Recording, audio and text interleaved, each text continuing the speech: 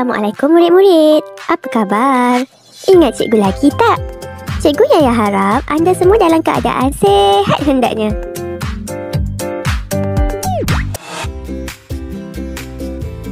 Pada hari ini, Cikgu Yaya akan mengajar kamu mata pelajaran Pendidikan Kesihatan tahun 4 KSSR Semakan, Unit 11 Sayangi Diri.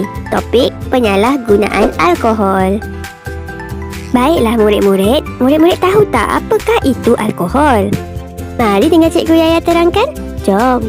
Alkohol ini sinonim dengan arak atau minuman keras seperti bir, wine, brandy dan whisky.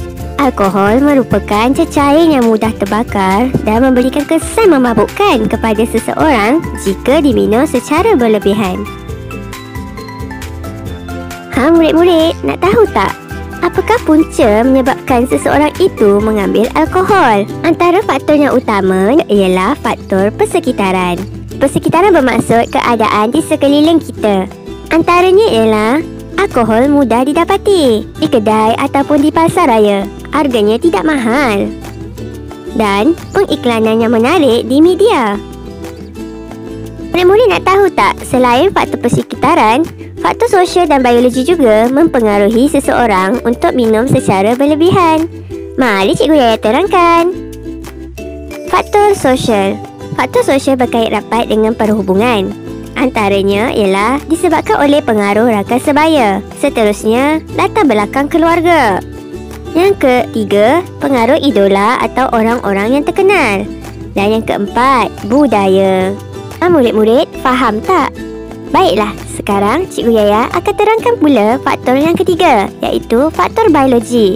Faktor biologi dipengaruhi oleh faktor keturunan, di mana ahli keluarganya memang mengambil alkohol dalam kehidupan seharian. Dan seterusnya ialah personality. Kebiasaannya, personality seseorang yang mengambil alkohol, mereka lebih bersikap impulsif dan mudah gelabah. Murid-murid nak tahu tak? Ketagihan alkohol menyebabkan seseorang terlalu bergantung kepadanya sepanjang masa. Bilakah seseorang itu disyaki mengalami ketagihan alkohol? Yang pertama, keinginan yang teruk atau giat nak minum alkohol. Yang kedua, gagal untuk berhenti dari terus minum.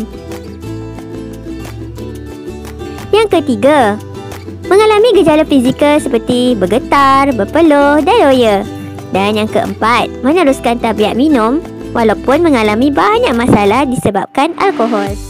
Baiklah murid-murid, sekarang Cikgu Yaya akan menerangkan tentang kesan penyalahgunaan alkohol kepada diri kita. Murid-murid nak tahu tak? Penyalahgunaan alkohol memberikan kesan buruk kepada tubuh badan seperti koordinasi, fikiran dan pertuturan terganggu. Seterusnya, penglihatan menjadi kabur,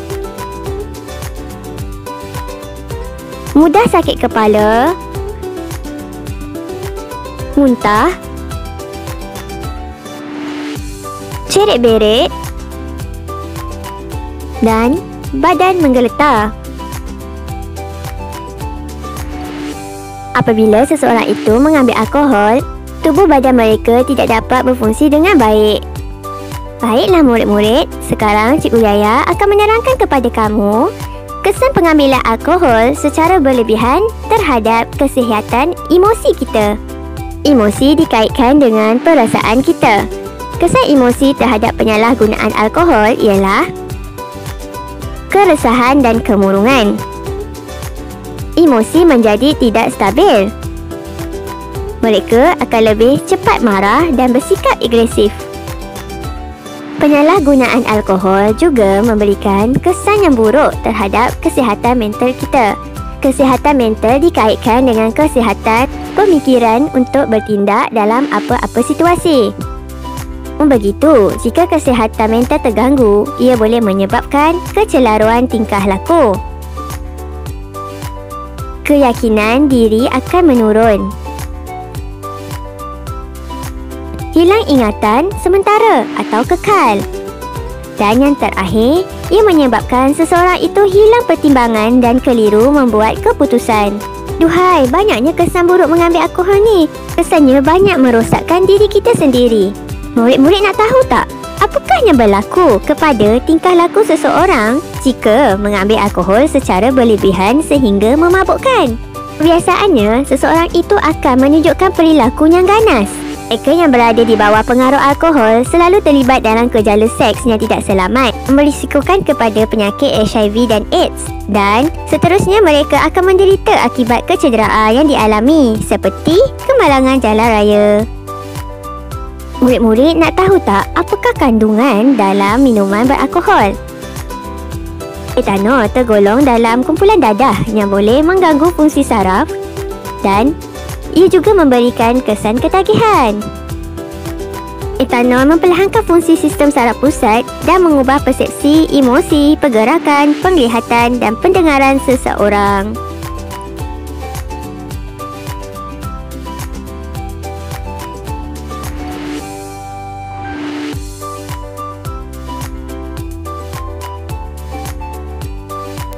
Ingat ya murid-murid, jangan lupa, jika seseorang mengajak kamu mengambil alkohol, kamu perlu bertindak dengan mengatakan tidak dan menolak pelawaan untuk mengambil alkohol.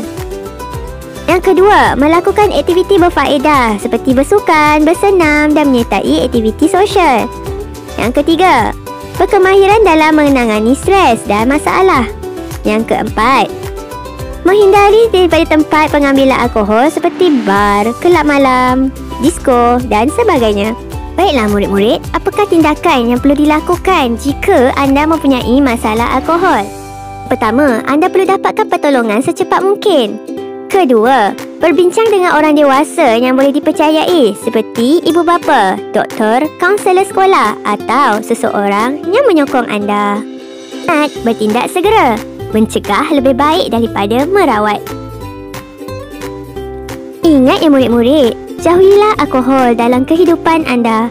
Hal ini kerana ia akan mendatangkan lebih banyak kesan buruk kepada diri kita. Murid juga perlu ingat, pengambilan alkohol untuk mengembalikan mood dan kelihatan cool adalah salah, kerana ia hanya memudaratkan kesihatan diri anda dan keselamatan diri anda. Ingat tu.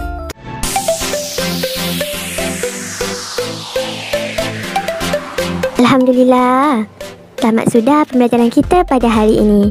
Cikgu Yaya harap awak semua faham akan topik yang kita telah belajar pada hari ini. InsyaAllah. Jumpa lagi. Bye.